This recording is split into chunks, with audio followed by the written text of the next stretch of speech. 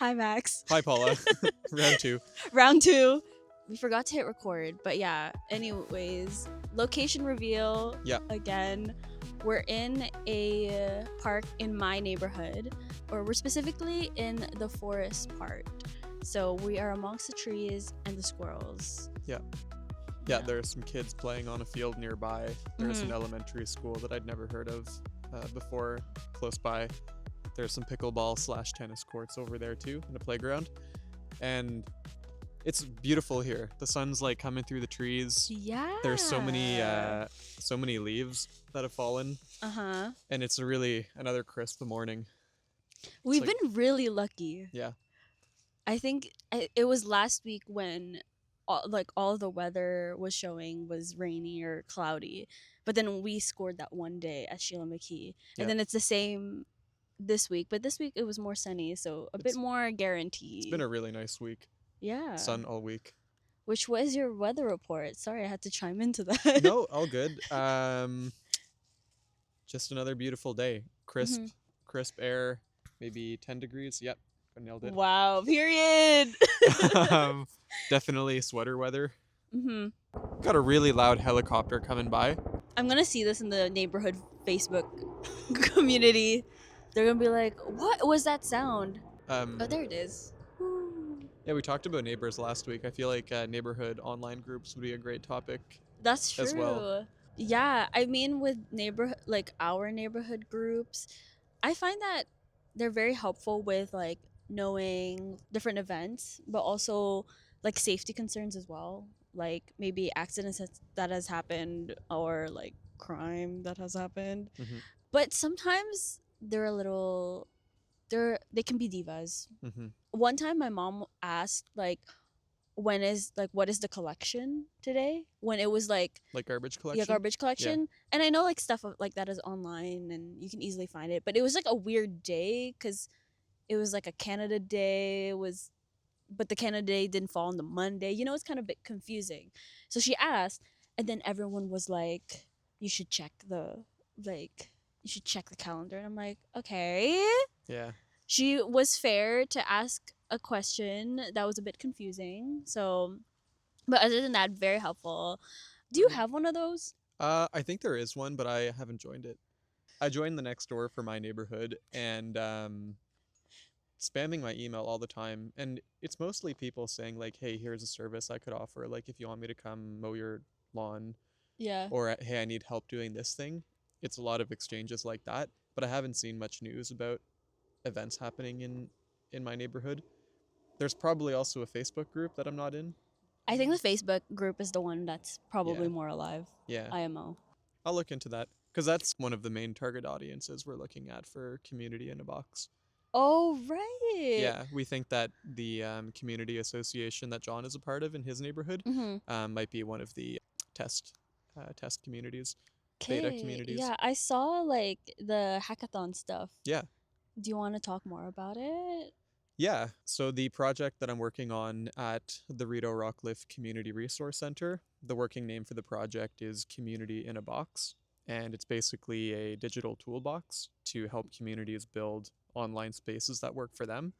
So part of our hypothesis is that the big tech platforms like Facebook groups and Discord and Slack aren't really fit for purpose for the needs of small local communities like a community association or a neighborhood community group. A community organization like a food bank might need very different tools for delivering their services than a group like the bleep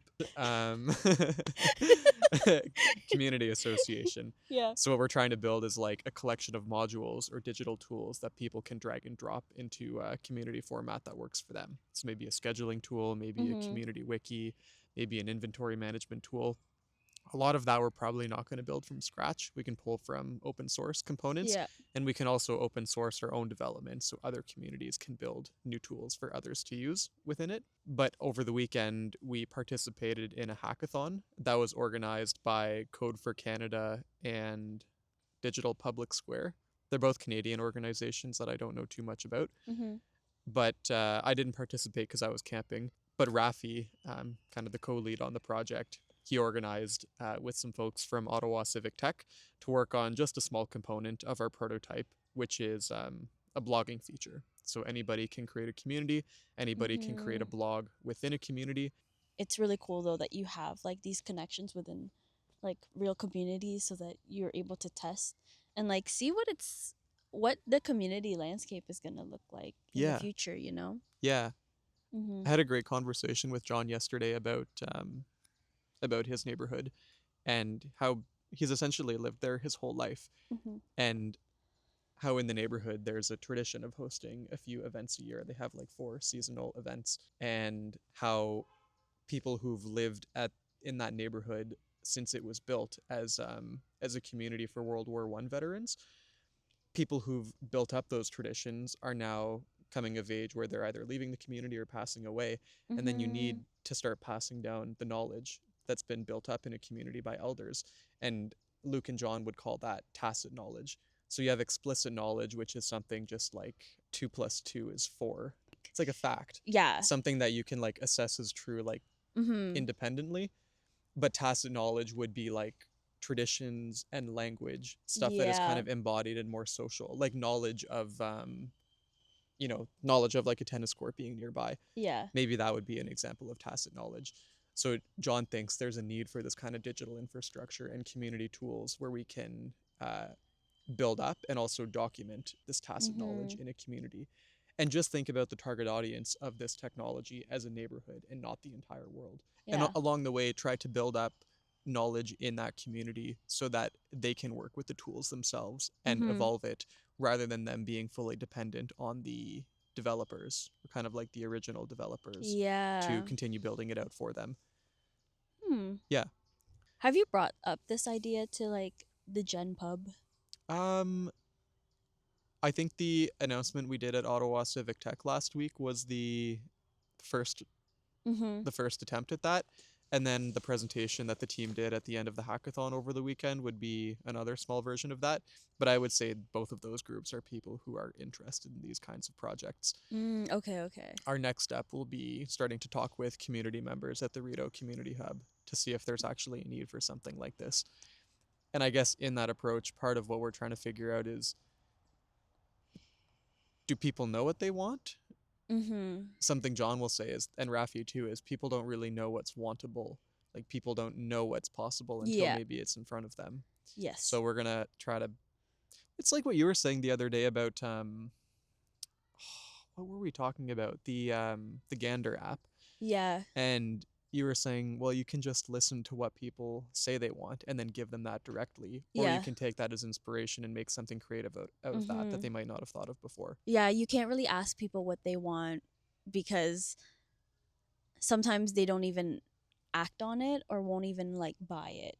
Just kind of take what you hear from them, but then like know that you have the creative freedom in a way to like interpret that into something new. Is that what Um, they tell you in human-centered design? yeah, Yeah. they no, they tell that all the time, and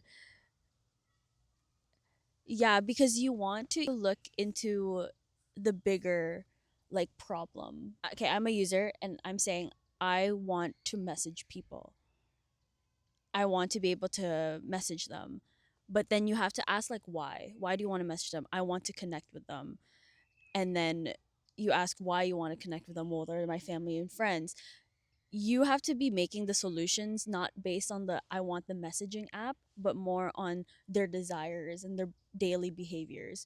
And I might be even a user that doesn't actually know how to use my phone. I can actually just be more of like a caller, for example. And what I actually desire is to be able to be close to my friends and hear their voices. It doesn't actually mean messaging. So there's a bit of, you can see that's an example of like a disconnect of Yeah. what I'm saying I want versus like what I actually really want. So as a researcher, you're digging to that depth. The why. Yeah. Yeah. And you're asking why until you kind of get to a point where it's like the end. There's the 5 whys that Dia taught me. Slash, it's like a Ford, like by Ford or whatever. Forget who exactly it's from. But if you ask 5 whys, you will get to a point where it's like the end, and then that's how you'll understand like their behavior and their perspective. Huh. That's Yeah. very interesting. The 5 whys. It's Yeah. kind of like a kid who keeps asking like, Yeah. why, Yeah, why, yeah. why? No, that's exactly it. Yeah. So, Do you feel like in the government, with policy people you've worked with, they think the same way or ask those questions? Because when you were talking about the 5 whys, my first thought was, wow, if we did that more often, we could change the world. no, dead ass. Yeah. Yeah. I don't think they do. Yeah.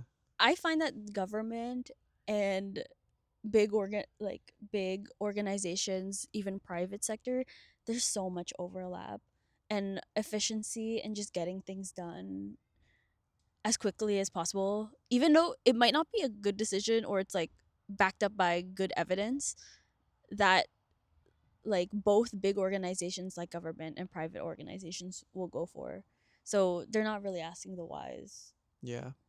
But that's like a very big bold like statement.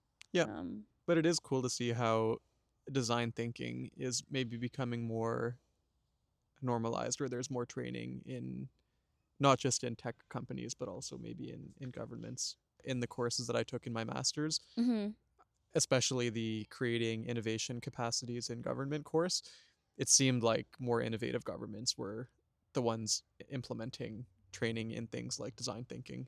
Design in an organization can be described by its maturity. It usually starts off where it's like a single entity is doing the innovation. Yeah. And then the more integrated it is, the more the innovation is just part of the process. Like, regardless if you're an engineer, you're a policy analyst, you're a secretary, it doesn't matter. It's like part of the process. So that's when design is more integrated. But it's like designers, innovators, they're almost like a consultancy within a big organization. Like any any innovation will be up to that small Mm-hmm. entity. So that's like a more immature like design thinking. So that's why I'm not sure if government has really picked up on design as much, or like the human centered design Yeah. type thing. In that creating innovation capacities in government course, Mm-hmm. my instructor would say that those innovation agencies you kind of have on the outside of your big Yep. organization, they're taking in new information from the outside and turning it into new innovations that are going to be helpful for the rest of the big company. Mm-hmm. And then that small group kind of gets institutionalized and they get brought into the center. But at that point, they're not as innovative anymore because they kind of get taken over by the culture of efficiency, Yep. and they're no longer on the outside and taking Mm-hmm. in as much new information. Mm-hmm. And so a good innovation bureaucracy, whether that's a company or a government, always needs to be creating new things that go to the edge of the company, take in new stuff, then get institutionalized. But there's that cycle of going out and Yeah. coming back in.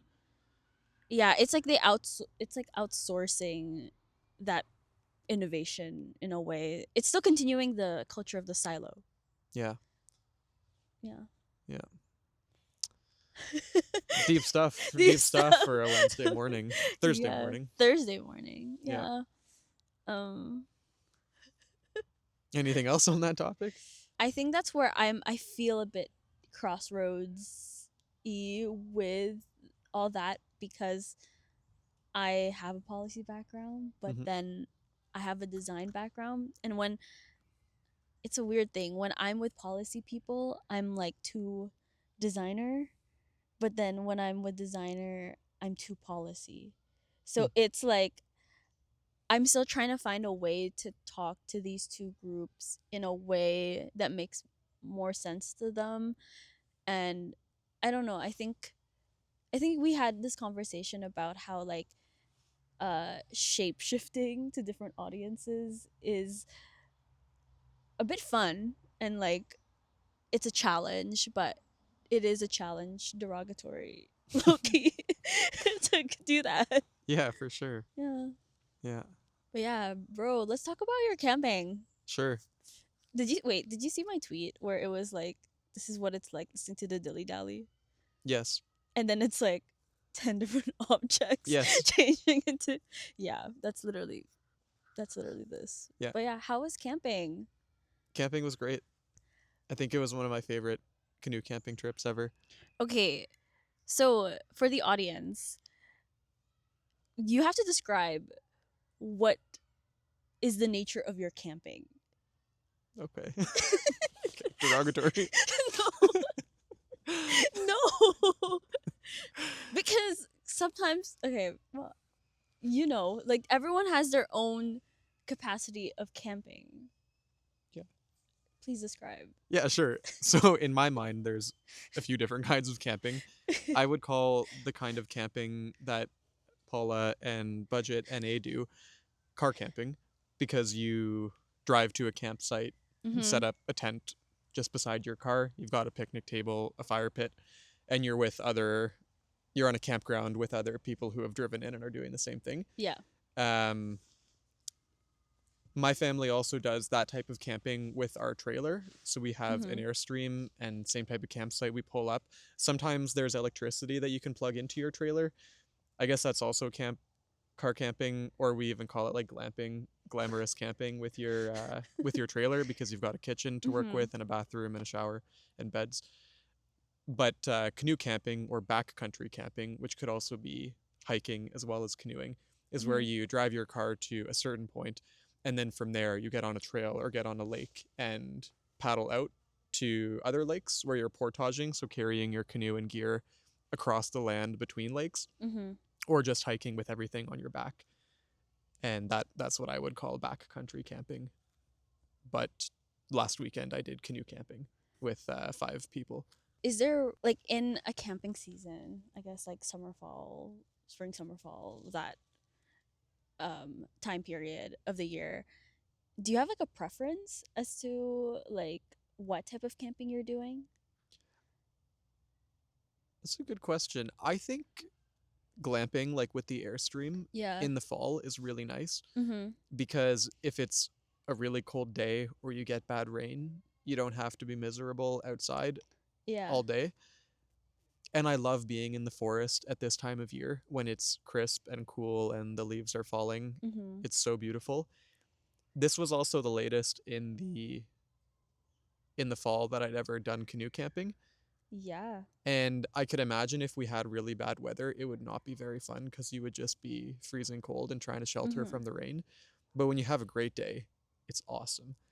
It was so pretty, so pleasant, no bugs, because that's the thing about Mm-hmm.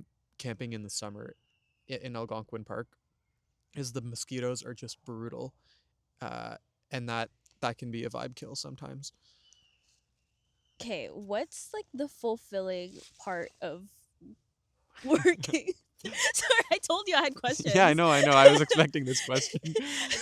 What's like what's the fulfilling part of like doing all that? Yeah. Well, I think when you get to your campsite and you devour a ton of food and candy and treats, Yeah. you feel like you really earned it. Mm-hmm. And it's just so relaxing to be in the forest as well. Like when you stop or like when No, you're in. the whole way. I Mm-hmm. I did a little blog post about it. Check out my blog post, guys. Wait, did you actually? Yeah, I added a new section to my blog called my microblog. Period. Yeah, check it out. Okay. And one thing that I wrote about in the blog about the camping trip was, something I love about camping is how relaxing the different parts of the trip are. So in a Mm-hmm. day, you'll spend a few hours paddling, and I would describe paddling as kind of like going for a walk, because it's not like jogging where you're like really hustling Mm-hmm. to keep a good pace. You're kind of just doing it at a leisurely stroll, and Yeah. you're on water and you're just looking around. Maybe you're talking with your friends, maybe you're just silent. Everyone's kind of in their own world. It's just so pretty, and the sounds are nice. You might hear some geese or some loons, or you might Mm-hmm. see a turtle in the water, or you're just looking at the trees and listening to the wind. At some point, you got to fill up your water from the lake, and you dunk your hand in. It's just like relaxing to do those things. And then when you get to your portage, it's like a new challenge. Like, you get out of your canoe, you're probably getting your feet wet and muddy, carry everything out, and then you got to start carrying it through the forest. Mm-hmm. And then that becomes kind of like a little hike or like a rock climbing challenge where you gotta like be mindful of where you're putting your feet. And it's like just hard enough that you're focused, but not so hard that you're like suffering and hating it. So it's like a nice balance of challenge and relaxation. So I think it's like different flow states throughout the whole trip. Okay, well, thank you for breaking that down because I was wondering, kind of, at least as an outsider, does not participate in stuff like that. It sounds like a huge hike, big canoe, stress, and adversity. But when you explain that there's like flow Yeah. in it in different sections, Yeah. it makes sense why it's enjoyable. Yeah, it's You like a know? little adventure with different chapters. Okay. Can we do rapid fire questions? Yeah. Okay. I have a few. So how many people in a canoe? 2. How many people carry the canoe? 1. What? Like there's only one person carrying? Yeah. You put it on your shoulders and carry it on your head, and they're designed in a way so that the weight balances between the front and back. You could actually portage a canoe with no hands. It just balances on your shoulders. Wow, that's Yeah. so cool. And yeah, so if you look at a canoe and you see that middle bar that has a little curve in it, Yeah. that's called a yoke, and that curve is where your neck goes. So it's designed to sit comfortably on your shoulders. Okay, follow up. Then do you take turns carrying the canoe? On this trip we didn't. Okay. You kind of just get into a groove with it. All right. What is what's the longest canoe trip you've done? Probably only 4 nights. When was the first time you went canoe camping? Maybe when I was 17 with my dad. Okay. 16. How did you 15. get introduced to canoe camping? Either through my dad or through Aiden. Can't remember. And are you carrying that bag that's like green and really heavy? Yeah, my Osprey. Yeah. Yeah. I've seen it IRL, y'all. It's like it's heavy. It's heavy depending on what you put in it. In this trip, I didn't put much heavy stuff. I wasn't Yeah. carrying a tent in it. I just had clothes, sleeping gear, a book. Okay, next question. 'Kay. Where are you sleeping? In a tent. On the ground. Okay. Is it a one person tent? Or like do you kind of have We had 3 2-person tents. Okay. Yeah. How do you navigate? With a map. Like, what do you mean map? Like a physical paper map. Okay, but then doesn't this map get like dirtied and whatever? Is it like laminated? It's in like a plastic waterproof Okay. envelope. You can also use a phone if you want. My dad has sections of Algonquin Park downloaded on his phone. So GPS still works when you're out there, but we used a paper map this time. Okay. And do you always use the same route every time? No. Okay. So on this trip, we did an out and back trip. So we Mhm. started at one lake, went all the way out to one point, and then came back the exact same way. In other trips, you might do a loop where you go all the way around, but take And different what lakes is the the whole way. longest like canoe distance you've done? I don't know. I think in total on this trip we did 17K out and 17K back. No, Ma- like in one go. Like not Oh, like you know how you do sections? Like what's the longest like section? I don't know. Probably just a few kilometers, but Okay. in one day, I would say it was the trip that I did with Alex, Mishi, and Kash. Mhm. Alex planned like an insane day trip that we never even completed and had to give up halfway and then got chased by a storm on the way back. That was the longest day I've ever done, easily. Okay. You know what I'm talking about. Is he even gonna watch this? I don't know. That's the question. I think that's it. Okay. Thank you for participating. Rapid fire questions about your camping. What's your favorite thing to eat when you're camping? Ramen. Okay. What kind of ramen? Gin ramen. Gin ramen. Yeah, no, Shin ramen? gin, like Jin. I don't know that one. What? Really? I thought it. Okay, this Okay, is not well- rapid fire anymore. Okay, sorry. Go. That was my fault. How many tents for you guys? Usually? At least for our experience, we did one big tent for the girlies. So that's 4 people, and then the couples kind of have their own, and then the guys kind of split up. Do you have like roles within your camping team about who does what? Uh, sort of. We leave a lot of the outdoorsy savvy stuff to Corn and Elsie. Like, they're the ones that have the big plastic bins of of dishware, stuff you use for cooking, things that are helpful for camping. Like, they bring those. Mm-hmm. So they have that, and they know kind of where things are. And I like everyone just helps out. I think in a way you kind of see how people step up, which I Yeah. think is really cool. Yeah, sometimes the best of people comes out when you're camping. Yeah, yeah.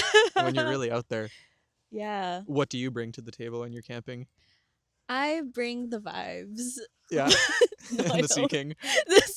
No, I've. Okay, I withdraw my statement. In the camping scenario, I am more of the videographer. I'm making sure that all the effort in this camping trip is being documented somewhere. It is becoming a video, it's becoming an Instagram post, and yeah. And I think last time I brought like a camera and I did videos. That's an editor's note. Last question. If you were to try backcountry camping, like canoe camping or hiking, what do you think would be the biggest challenge? Everything. No. Okay, Like one wait. thing. Like what you actually think would be the hardest. Let's break it down. What would be difficult? I think the weight of the bag would be really hard. Girl, I literally struggled with Sheila McKee going up.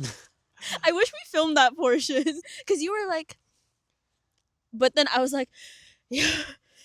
No. I was working hard too. Okay, but I think you got that dog in you. I think for me it's maybe the length of how much you go for, like kind of the distance of like, oh, like it's 5 kilometers to get to this place, or like it's Yeah. X kilometers to get to this place. Like, kind of that concept in my head will get to me. But if it was Um, short distance and kind of lightweight, you think you'd do it? wait, I think it's because I'm imagining what you do. Yeah. That's a good point. Like, let's think about like a try a backpacking. Yeah. Okay, I think I would. Yeah. I think I'd be okay with that. Yeah. Maybe not with portaging. I think what scares me, I'm working on it, is the water. Oh, okay. Just like the concept of being in the middle of the water Yeah. is Like a when lot. you're doing the paddling or when you're getting out of the water and having to get your feet wet. No, it's like the paddling. Yeah. I'm happy when I'm at the shore because it's like we made it. Yeah, of course. Yeah. But like I think like being in the middle and like I don't know, maybe it's a bit of my agoraphobia, but it's just like you're in the middle and like what do you do? I don't know. Like Right. I think that kind of brings me a bit into panic, but I think a walking short I can do that. She But could do it. I think I think I need Arc'teryx. Oh. I need some like I need to look kind of cute low key. So I feel cute, low key, yeah. when I'm in my gear. Really. Yeah, period. Yeah. What? Yeah, give us a rundown. What do you wear? I brought my Arc'teryx hoodie. Uh-huh. That was my one hoodie for the trip. I brought 2 pairs of pants, one lightweight pair and one warmer pair. Oh, and then Mhm. also my Roots sweatpants for the evening. And then I brought my hiking boots and my rubber Birkenstocks Yeah. for the evening. That was about it. Huh. You know, there's actually a subgroup within Budget NA that does backpacking, which is Elsie, Corn, Owen, Austin, and then sometimes they invite like a few friends from maybe outside of like friend group. I don't know. Maybe I should try it. I would See, this I is what would recommend it. happens. I feel like not you don't talk me into it, but you kind of like casually talk about it, and then I get convinced low key, and then I'm like, huh? Because like before this conversation, I'm like, and why would I do that? It's like running. Like it sucks a little bit when you do it. You find a bit of enjoyment when you do it, and then Yeah. afterwards you're like, wow, I'm so happy I did that. No, cuz like I feel like just for some like context, okay, of the conversations Max and I have on top of like all the podcast episodes you're watching. I'm like struggling. I would be struggling with a I don't know, a 2K, 3K. And then you'd be like, "Yeah, you could do a half marathon." And I'm like, I need that. I need that. Whatever you got, I need that. I think I I need get that dog in me. I think I get some of that from Mishi. Mishi has that Yeah. dog in him. Like I just like or I learned how to. It was last year. I learned how to swim. Yeah. Crazy. It was very cool. I learned how to swim. And then a couple weeks, I'm like, I'm really enjoying it. I'm like overcoming obstacles. I'm texting Max about it, and then I'm like, okay, I think I'm gonna do a like try in 2 years. And then Max is like, you can do it next year. And I'm like, what? You could. You totally could. Yeah. So if I ever need any like motivation, I just ask you, because Yeah. I don't know how you make it sound easy, and then it's like, maybe you're onto something. Yeah. Well, I mean, coming back to camping, I would say just try it. Try it once, and don't don't go like insane on the first try, like you did with Yeah. running and swimming, just a bit at a time. Yeah. Maybe one spot. We go to one spot or two spots. I don't know. Yeah. Half of budget NA right now is in Italy, and they went to Rome and they saw the Pope. I saw the video, and he like drives by very quickly. I thought it'd be more slower, but I don't know. I want to meet the Pope, so I got jealous. Yeah. I've seen you say a few times on the internet that you want to meet the Pope. The Pope, yeah, I want to meet him. And would you want to have a conversation with him or just see him and hear him speak? Both. Okay. I can, yeah. What would you ask him if you met the Pope? If I met the Pope, I want to learn more about him before the conversation. I know he's really into like science, being a mathematician himself. Oh, I didn't know that. He's got like a PhD in like math or something. Wow. Period. That's yeah. really cool. And I think I would just want to ask him about the way that he thinks, some sort of like super specific question like that. And he's also really into tech. They recently had the Vatican. Every so often, they have kind of like these themed events, you'd say. Sometimes it's around art, sometimes it's around maybe a certain demographic, like kids, or maybe older folks, or just different people. And then there was a group of like Catholic influencers or like Catholic Content creators. like content creators, Yeah. and there was like an event for that, and they got to meet the Pope. Wow. Yeah, so it's kind of like he, I don't know, it's just very cool that he appreciates art in that way. Yeah. Yeah, so And the maybe evolution of art into yes, the digital yes, age. yeah. So there was a concert that happened in the Vatican, and it was just a celebration of music, and it was like Pharrell was there and he sang Happy. I mean, I feel like we're all sick of that song, but to see it on like a stage, it kind of, you realize how much that song united people. Was it outside or in the church or? Yeah, it's outside, like in the courtyard. Yeah, okay. Not courtyard, but just like they're not like a lot of them. I don't think they're Catholic. Like literally, there was a K-pop star from my favorite group, GOT7, there. Like he's Thai, and he was singing there. But it's just, I just love how he's someone who's not stopping that types of celebrations.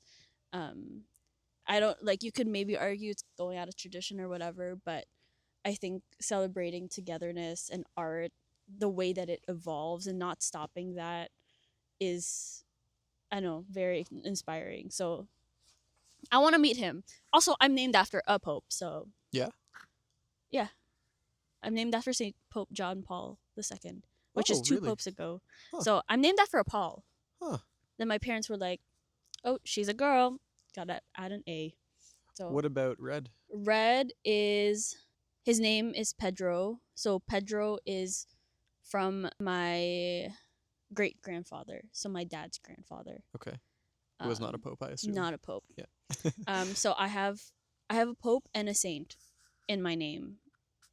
Actually, 2 saints. Anyways, Powerful combo. yeah. So, um, Is that a wrap? I think that's a wrap. I mean, thanks every. Oh wait, actually, wait, it's not a wrap. I have Okay. one last thing. I told someone I would bring this up to my co-host. Is it Elsie? Wow, how did you know that? Clocked. Some people like go on our timeline or like the chapters, Mhm. and then they speculate which one they're gonna be in, and they press on, and they're right. Yeah. That's why I do the chapters, Max. Okay, Nice. so I was like, okay.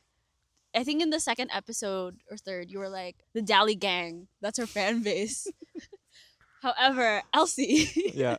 was like, there's other alternatives. She was like, Dally Pals, Dally Dudes, Dilly Sillies. And then for the girls, Dally Gals. So, I don't know. We've got some choices here. I like them all. Was there a Dilly Dudes? What was that? Dally Dudes. Dally Dudes. So the Dally Dudes and the Dally Gals and anyone in between. We love you. I like that a lot. Yeah. Yeah. Well, no. did you clock my Alex Cooper joke with Dally Gang? Yes, I did the Okay, Dally nice. Gang. Did Elsie? No, I don't know. That's what I was thinking when I said No, Dally Gang. that's what I was What's thinking. up, Dally Gang? What's up, Dally Gang? That's how we'll open, but What did she say in the beginning of her podcast? Hey, Daddy Gang. yeah. Something like that. I don't. It's so funny.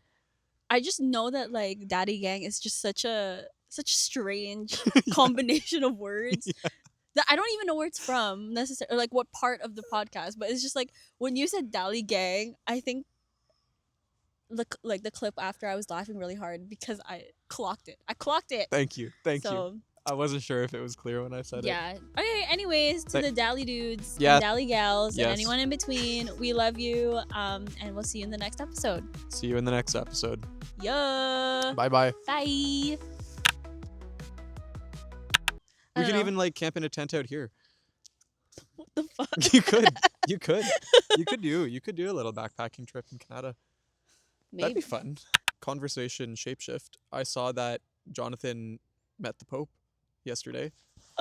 They're there now. Or maybe they came back Wait, already. shut the fuck up. And telling me this, I'm like, wait, I know the I don't know. I think the crazy part here is that number one, there's a bit of a connection here. Yeah. Number two is the fact that both like are gonna are capitalizing on the fact that they're when one door closes, 2 doors open. That's crazy. You know what was funny with the first episode? I was editing it so much. Is it the squirrel that runs by on the fence? Yes. Yeah, I yes, noticed it too. It's so perfect. Oh, we've been talking for like an hour. Yeah. Wait. Do you want to switch seats? Oh yeah. But I think the plan, because Paula is gonna leave for 2 weeks next week. Bye. We might try to crank a few out, like record a few before you go. Yeah. Maybe like 2. Mm-hmm. And then I'm gonna take over the editing as of this episode. Yeah. And so while Paula's away, I'll be editing the next 2 after this one, if we do that plan. Another thing is that I told Red about it, and then he's like, "What if, what if there's a section? I don't know if it's gonna be a section or an episode where it's not me and it's Red." I would do it. Would you actually? I would do it. Red. Red. This could be us. Yeah. I already told him we don't have a third mic, so he's like complaining all the time every time he's watching.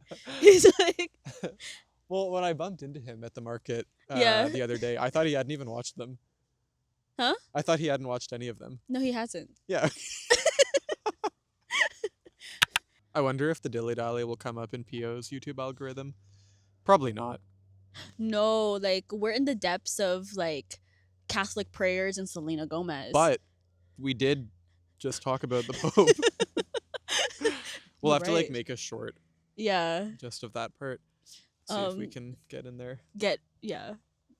Maybe add some like orchestral music in the background because that's what Pio likes apparently. Yeah.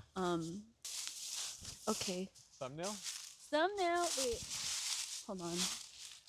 I think. Oh my gosh, we're both wearing sunglasses. Can't be too much in the light. Yeah. Wait, make sure you look at the camera. Hey, can we just see this one? Period. Okay. Period.